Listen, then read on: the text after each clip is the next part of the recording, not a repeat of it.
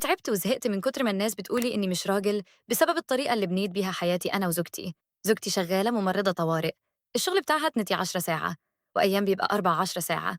عشان كده الاتفاق بينا كان إني أقعد أنا في البيت. ده كان الاتفاق. أنا اللي بطبخ وبنضف وبمسك كل الفواتير وكل المواعيد والأوراق اللي بتدخل بيتنا. بكون صاحي من الساعة 5 الصبح عشان أعملها أكلها اللي بتاخده معاها، والقهوة اللي بتستناها أول ما تخرج من أوضة النوم. لا، ما يروحش تفكيرك بعيد. أنا باعمل أضعاف المرتب اللي هي بتعمله بس وأنا باشتغل من البيت.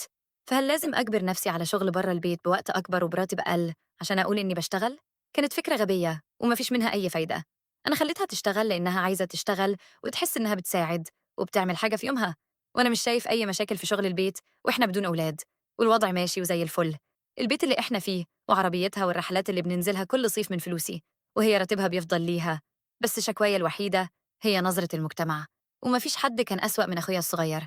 الموضوع بدأ بحاجات صغيرة، تعليق في عزومة عن قد إيه حلوة العيشة، وفي واحدة بتصرف عليك، وضحك عليا لما قلت إني لازم أروح عشان ألحق أعمل العشاء. بعد كده الموضوع بقى ليه اسم رسمي، بقى يسميني ست البيت في الجروب بتاع العيلة على الواتساب. بس اللي محدش فيهم يعرفه بقى إن من 3 شهور تليفوني رن الساعة التانية 10 بالليل. كان أخويا، كان بيعيط بجد. كان متأخر في أقساط العربية بتاعته، العربية الضخمة المتعدلة اللي بيتباهى بيها في كل حتة، وكان متأخر شهرين في إيجار البيت. قال لي إن مراته ما عندهاش أي فكرة عن الكلام ده، وترجاني ما أقولش لأي حد. حكيت لزوجتي لأننا ما بنخبيش أي فلوس عن بعض أبدا، دي أساس العيشة اللي عايشينها. بصت معايا على الأرقام وقالت لي: ده أخوك، اعملها. حولت له المبلغ اللي طلبه. طبعا الفلوس دي راحت وما رجعتش وما فتحش الموضوع تاني. بس بالنسبة للتعليقات زادت. الخميس اللي فات كنا كلنا عند أمي، أخويا وقف وقال: أخبار ست البيت إيه؟ الترابيزة كلها ضحكت. أبويا ضحك وعمي ضحك، بس زوجتي مضحكتش. بصيت له من آخر الترابيزة وقالت بصوت هادي جدا: أخبار قسط العربية إيه؟ الناس في الأوضة ما كانوش فاهمين حاجة لسه، بس هو فاهم.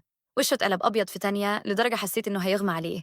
حاول يضحك وياخدها بهزار وقال إنه مش فاهم هي بتتكلم عن إيه، بس هي فضلت بصاله بنفس النظرة. قالت له: شهرين إيجار وأقساط العربية اتحولوا الساعة 7 الصبح عشان مراتك ما تعرفش. تحب تقولهم الفلوس دي جت منين ولا أقول أنا؟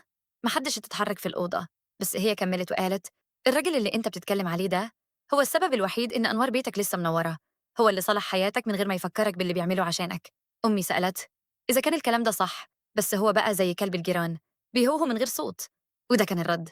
مراته بصت له وكأنها شايفه واحد غريب قاعد على ترابيزتها. أخويا جاب مفاتيحه وخرج من البيت من غير ولا كلمة، ومحدش راح وراه. والطبق بتاعه فضل على الترابيزة، بس مراته قعدت وكملت أكل معانا. من يومها محدش اتجرأ يقول لي يا ست البيت تاني. تقريبا محدش من العيلة. أما المجتمع فمحتاج وقت،